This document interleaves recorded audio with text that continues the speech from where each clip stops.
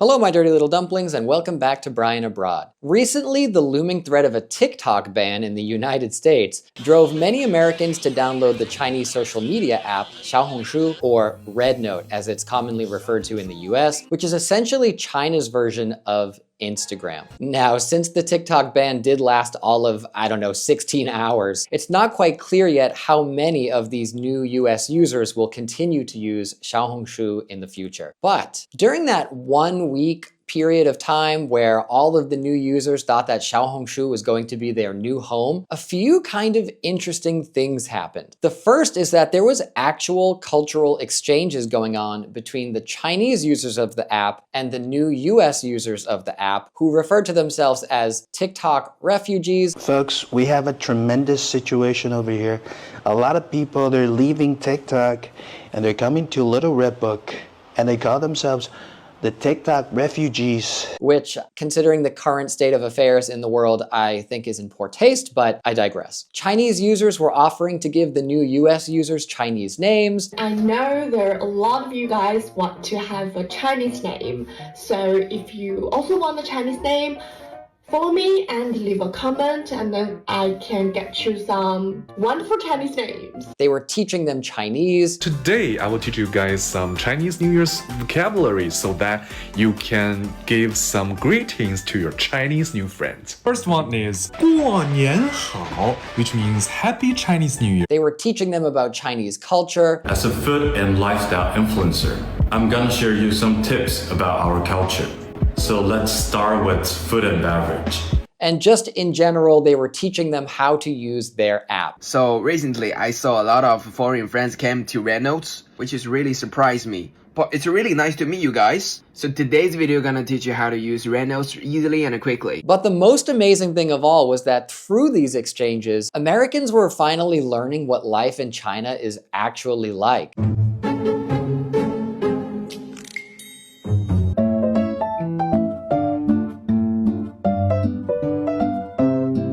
This is going to sound dumb, and I consider myself an intelligent person, but I had no idea how nice it was in China. I feel like we've been behind a massive wall here with no access to how China really is. And through these exchanges, they were also kind of having to face some uncomfortable truths about what life in America is really like. So I'm lying here in bed just going through RedNote, realizing how China is awesome and we in the ghetto of the United States. Why is the veil now just being lifted over my eyes to where I can see clearly? And I totally realize now that the land of the free really is just the land of a bunch of people that are being manipulated and controlled, and we are not as free as we think.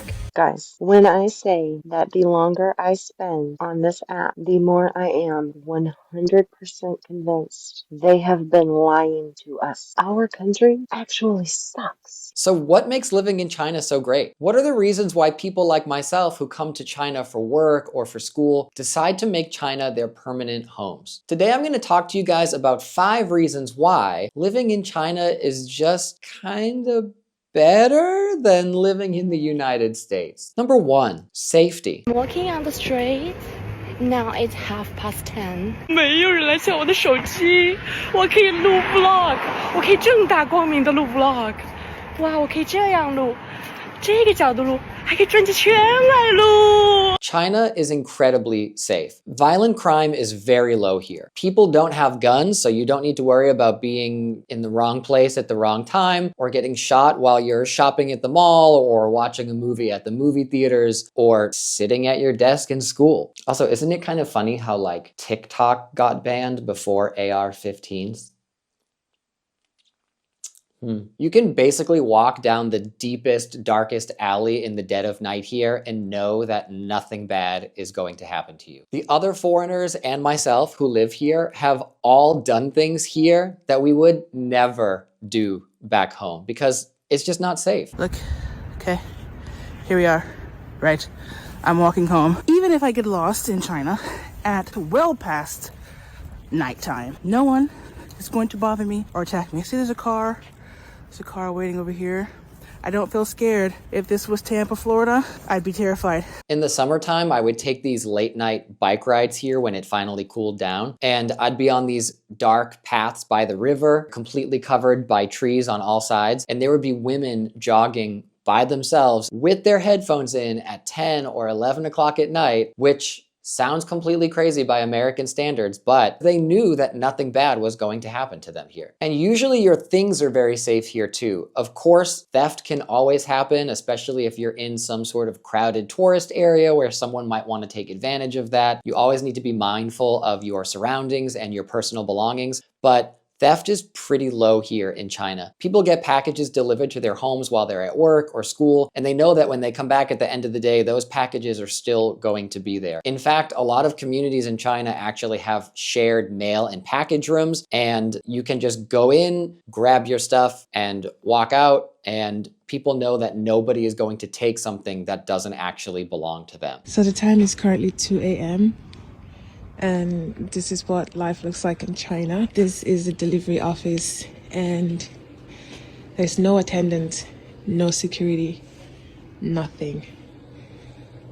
I'm just gonna come here and grab my parcel and leave, and everything is safe. Drug-related offenses are also handled very seriously in China, so you won't really encounter people who are under the influence of narcotics. Now, I am someone that does believe that addiction is a disease, and I totally feel for anyone that is suffering from addiction or who has a friend or a loved one who suffers from addiction. But with that being said, I'm also from a major city in the US where I have personally been accosted by people who are clearly under the influence, and they've created some uncomfortable situations where they're trying to ask for money on the train platform or on the street outside the station. And I can't lie and say that it's not nice to not have to worry about that here. Number 2, transportation. Can somebody please tell me why we don't have one of these bullet trains here in the US? Bro, this is insane. Let me just show you.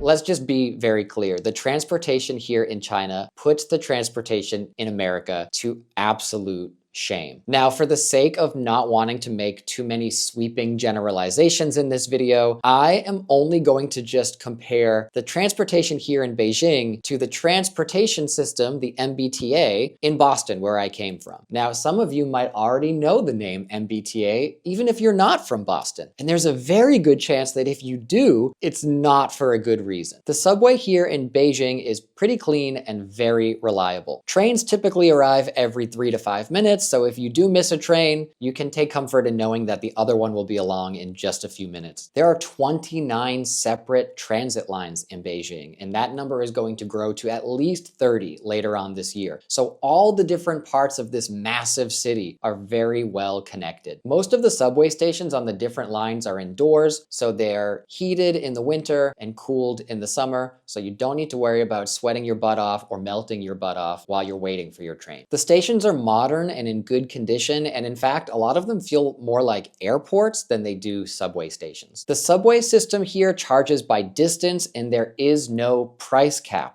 But even if you were to travel 20 miles on the subway here by some miracle, it would only cost you 6 RMB, which is 82 cents. Beijing also has a very large bus network, and these buses run continuously. So if you miss your particular route, all you need to do is wait a couple of minutes, and another bus of the same route will be right along. And if you don't want to take public transportation, you can call a Didi, which is basically China's version of Uber. Recently, an hour-long Didi trip covering 25 kilometers only cost me around 76 RMB, or $10.39. And if you're just staying local, there are shared bikes all over the streets here. It won't take you long to find one at all. And I believe the starting rate for that is around 20 cents. So, how does this compare to transportation back home? Well, the MBTA is not very clean or reliable. There are constantly delays or service cancellations due to a whole number of different reasons, ranging from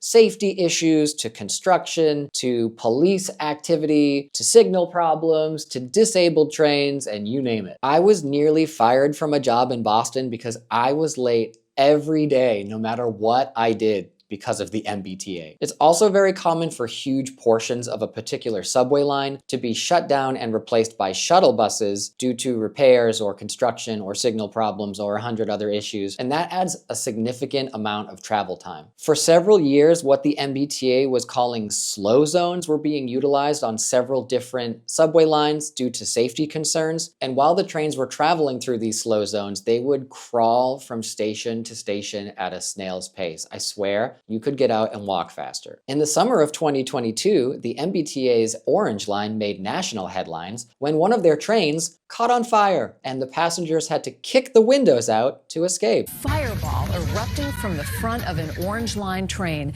sent passengers scrambling in a panic. We spoke to riders on the T who climbed out windows, one even jumping off the bridge and into the Mystic River to escape the smoke and the flames. Many of the stations on the MBTA outside of Boston proper are also outdoors or exposed to the elements in some way. So while you're waiting for the subway, you are freezing in the winter and you are melting in the summer. On the Orange Line, where I most recently lived in the US, I believe the first 6 stations before you get to Boston are all outdoors. And on the Blue Line where I grew up, the first 6 stations before you get to Boston are also outdoors. A lot of the stations in general, especially on the Green Line, are generally in a state of decay. When I took my friend Yuan to Boston with me for the first time and we took the Green Line together to the MFA, the art museum there, he was like, I don't get it. Are they like not done building it yet? And I'm like, no.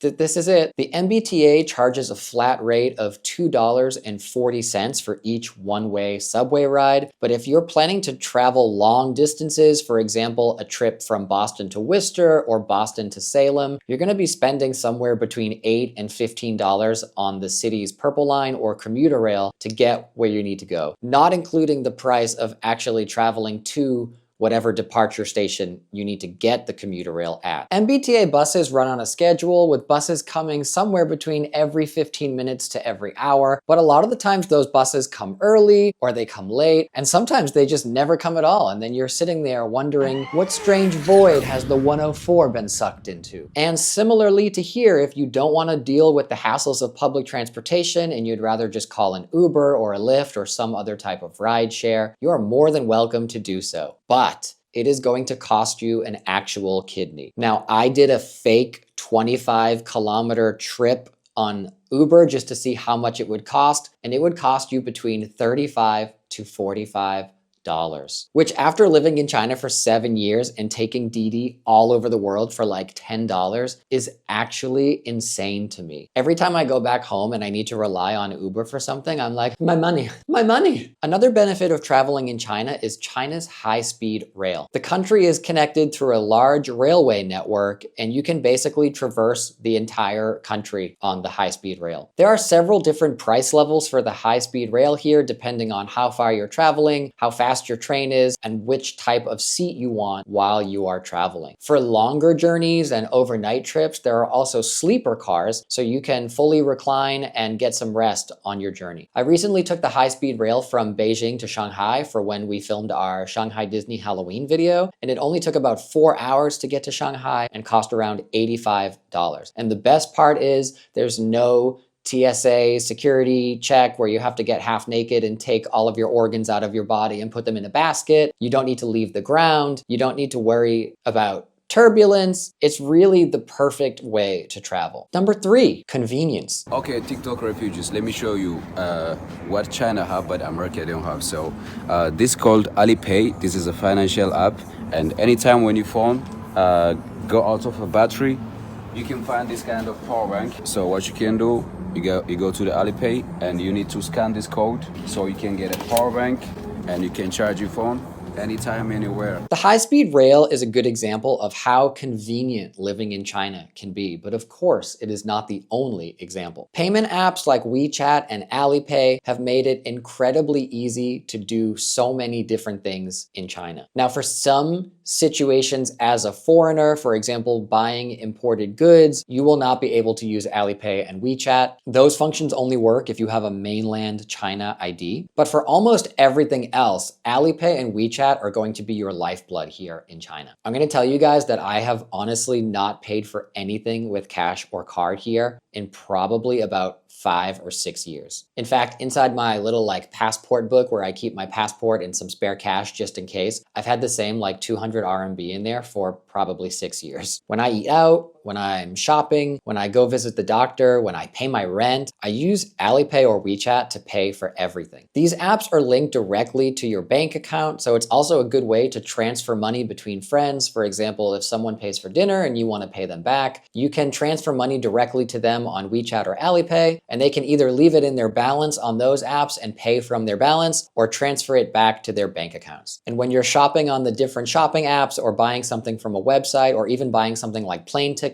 they will allow you to pay with WeChat and Alipay. So when you're going through the checkout process, it will bring up the different payment apps that you can use and you can choose which one you want and pay that way. Now, China also has a massive delivery and shipping network for food and goods. Through shopping apps like Taobao and Jingdong or JD, you can basically get anything that you can possibly think of, including imported goods from outside the country. And if you're using JD especially, sometimes those things can be delivered to your door in as little time as 1 hour. All of the grocery stores also have their own apps here, and you can basically fill your cart with whatever you would like, and a delivery driver will bring it to you in also about an hour. I rarely ever go into an actual grocery store these days. Food apps like Meituan and Ele.me also make it very easy to have food from restaurants delivered to your house. If you want a coffee from Starbucks, you can have it shipped to you. If you want some Lanzhou ramen for lunch, you can have it delivered to you. And it usually only takes about 30 to 40 minutes before your meal arrives. It's essentially Uber Eats, but without the massive delivery fee. The last time I used it, I ordered food for myself and my friend, and the delivery fee was only 7 RMB, which is less than $1. And I ended up getting a discount somehow, so I actually only paid 2 RMB to have my food delivered. Now, I'm sure you can gather this based on what I've said so far, but life in China is very app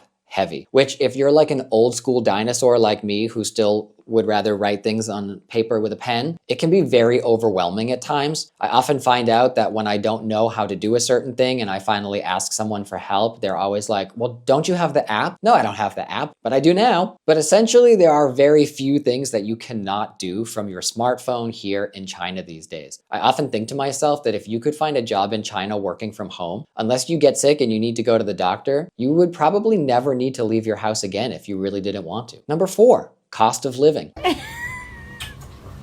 What is it?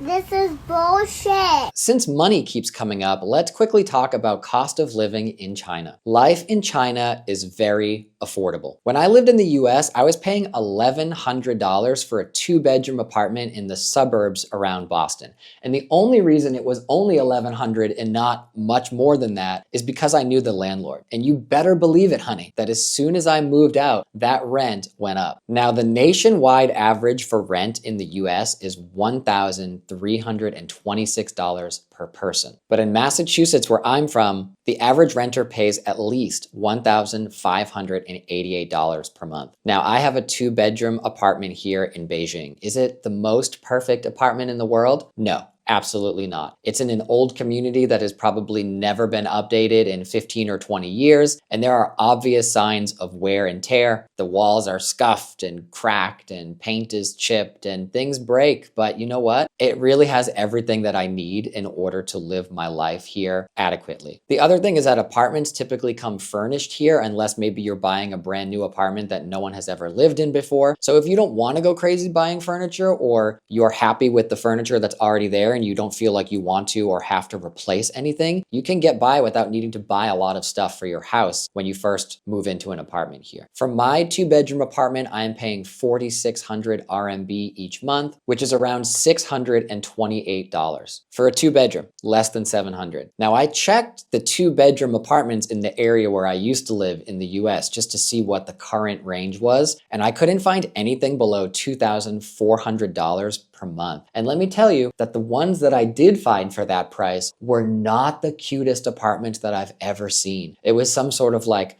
soy sauce encrusted closet that has the same countertops that someone's grandpappy built during the Great Depression. Utilities here are also very cheap. I pay around $200 per year for my phone and internet service. I only spend about 100 RMB per month on water, and I typically use about $20 worth of electricity each month. Groceries are also way cheaper here than in the US. I can fill my cart on one of the grocery store apps here with all kinds of healthy ingredients to make a whole week's worth of meals for around $50 each week. And that is from a very Western looking supermarket. 18 eggs, 18.9 RMB, $2.50. A pound and a half of chicken is only $1.60. All of these strawberries are only $3. Less than $1 for a pound of corn, more than a pound, 800 grams. If I were to go to a more local, traditional Chinese market, meat and vegetables can be very, very inexpensive.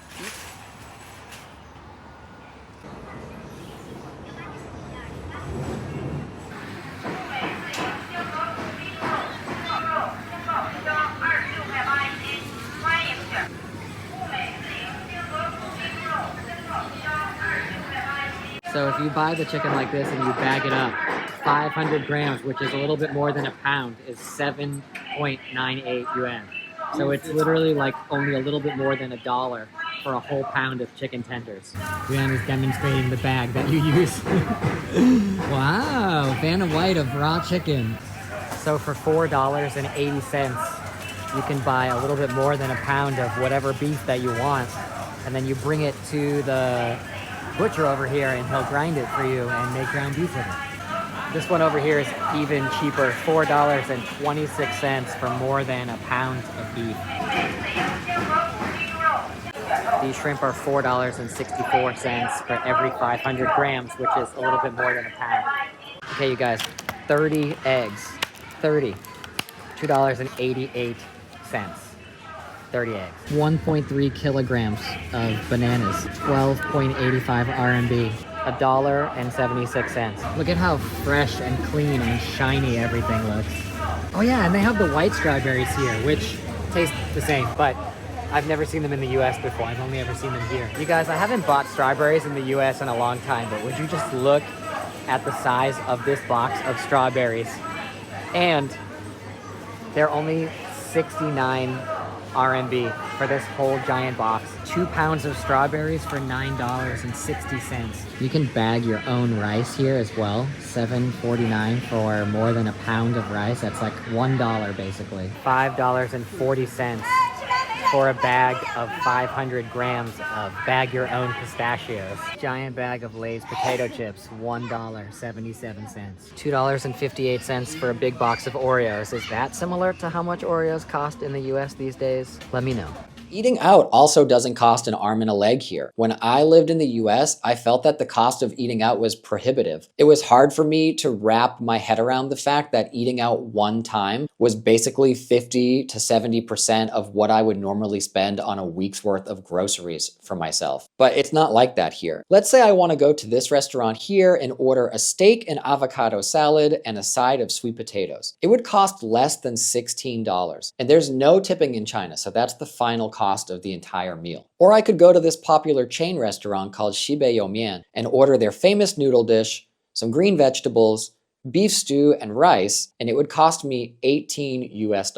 And this is real food from a real restaurant. I could eat even more cheaply than that if I just went to some mom and pop noodle shop. Number 5. Healthcare. A lot of us Americans would rather sit at home and be in pain for the rest of our life than to ever dare go to a hospital because we can never afford it. It would take us 3 years to pay back that one hospital visit. I want to go there. Can I come there? Now, I'm not going to try to give you a comprehensive overview of how healthcare works here because there are a lot of different factors that will affect how someone sees a doctor here and how much they have to pay for it. I know that the question that everyone wants to know is healthcare cheaper in China than it is in the US? And the answer is, of course, absolutely. But again, how much you have to pay is going to depend on a whole bunch of different variables. Most of the country is protected under government-provided health insurance that both employees and employers need to pay into. To my understanding, it is salary-based, and employers usually put in 6% of an employee's salary into this health fund, and the employee usually pays 2% of their salary. The money that goes into this fund can be used for routine services and medical appointments. Now, the good thing about this is that it's mandatory, so you don't need to worry about situations that often happen in America where maybe you're only working a part-time job, and so the company says you're not eligible for benefits. All the workers here are eligible. Now, the money in this fund cannot be used to cover everything. It will not cover longer, more serious treatments for more serious illnesses. But what's not covered by this fund, or if the money in that fund runs out and you still have more that you need to pay, usually the services will be discounted. Many workers also pay into private insurance, which will give them an additional layer of coverage, and in turn, of course, will also affect the out-of-pocket cost for the different medical procedures that they might have. One user on Xiaohongshu recently shared a medical bill from a surgery and 4-day hospital stay, and after the deductions from the national insurance and the commercial insurance, they only had to pay $264 US, and $190 of that was just the hospital room housing fee. So that means that the actual medical treatment and surgery only cost them $74 US. Another factor affecting cost is location. Obviously, medical treatment in a larger city like Beijing or Shanghai is going to be more expensive than medical treatment in a rural area. There are also different types of hospitals in China. Some of the hospitals are tiered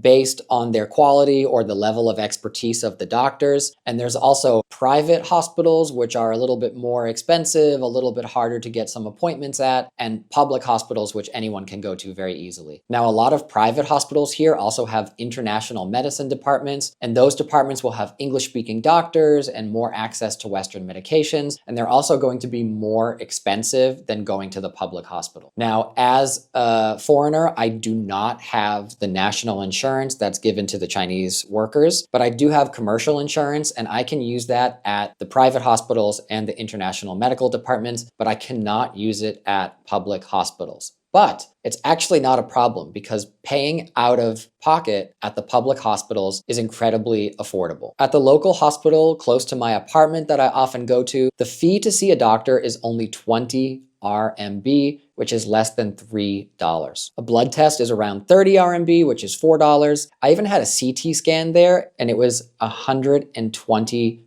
RMB, which is $16. And that's the total out-of-pocket cost with no insurance and no surprise bill afterwards. One of the best things about going to the public hospital here is that you'll never really have to worry about getting a surprise bill afterwards for hundreds of dollars, which often happens when you go to the hospital in the United States. When you're sick in China or you just want to get something checked out for your own peace of mind, it's very easy to hop on the hospital apps here and make yourself an appointment at the hospital. And there's no primary care doctor or referral. Everyone just goes directly to the hospital and asks to see the doctor. If you're having urinary issues and you want to see a urologist, make a urologist appointment. If you're having stomach issues and you want to see a gastroenterologist, make a gastro appointment. You always pay for the doctor before seeing the doctor. Recently, I decided I wanted to go see a dermatologist because I haven't been in a while. We went on the hospital app and made an appointment, and it only cost 50 RMB, which is $7 US, and it was very quick. I wanted to go during the weekend. I looked for appointments during the weekend. I found one right away. I booked it. If you see the doctor and the doctor decides that you need some additional testing to help figure out the root cause of the problem, he will prescribe whatever testing that you need to have done, send you to the cashier, and you pay for the testing right away. So there's no surprise costs attached to how much you have to pay for each test that you want done. After you pay, 9 times out of 10, you will have the testing done that day. If you need a CT scan, they'll send you to radiology. If you need blood work, they'll send you to the blood draw room. After your testing is finished, you can wait for the results, which will take anywhere between 30 minutes to 2 hours, depending on if it's blood work or radiology. And when you get the results, you just take them directly back to the doctor, and he will instruct you on what to do from there. If he or she needs to prescribe you some medication, the pharmacy is in the hospital. So after you go to the cashier and you pay for your medicine, you go right to the pharmacy window and pick it up, and you can be done with everything in just a few short hours usually. And the medicine here is very cheap. The dermatologist did give me some medication last time, and it only cost me 38 RMB, which is around $5. I also want to just make it clear that I have also gone to those private international national hospital department and spent large amounts of money to have procedures done. I've had a colonoscopy done at a very nice hospital here in Beijing because I have a messed up stomach, y'all. And it cost around 10,000 RMB, which is nearly $1,400. And I've also had moles removed here at the same hospital, which also cost around 10,000 RMB. Now with the colonoscopy, insurance stepped in and they did cover most of that cost. But with the mole removals, they would not pay for any of that. So I had to pay that $1,400 out of pocket. So like I'm saying, there's a lot of different factors at play depending on what type of insurance you have and what kind of hospital you go to that help decide how much it's going to cost for you to see a doctor or have medical procedures done. The cost of an ambulance also became a hot issue on Xiaohongshu, with many people in America saying they've spent almost $2,000 to take an ambulance ride. When I saw refugees on RedNote saying that they spent $2,000 for calling one ambulance, that's just ridiculous. Ambulances are supposed to save people, not blackmailing people. Now, in the US and in China, the cost of an ambulance depends on several different factors, including the distance that the ambulance needs to travel in order to take you to the hospital, whether or not the patient is insured, and the level of care that the patient needs to receive in transport. The national average for an ambulance ride in the US is around $1,200 without insurance and $450 with insurance. But that number does fluctuate depending on which state you live in. In major cities in China like Shanghai and Beijing, the cost of an ambulance is pretty clear and transparent. There is a small base fee for using the ambulance of 50 RMB in Beijing and 30 RMB in Shanghai. The base fee covers the first 3 kilometers of travel in Beijing and 4 kilometers of travel in Shanghai. Each additional kilometer will cost 7 RMB each. You will also be charged a small fee for any pre-hospital treatment you received and any consumables that were used to treat you along the way. Now, even with all of these fees, it is estimated that you will not need to spend more than 300 RMB for your ambulance ride here, which is only around 41 US dollars. So what do you guys think about life in China? Is there anything in this video that shocked or surprised you? Have you been using Xiaohongshu? Is there anything there that you found that blew your mind about life in China? Are you packing your bags right now to come to China? Let me know down in the comments below. And if you like this video, please remember to click that thumbs up, hit the subscribe button, and ring the bell so that you get notified when I upload a new video here on my channel. And I'll see you guys in the next one. Bye-bye.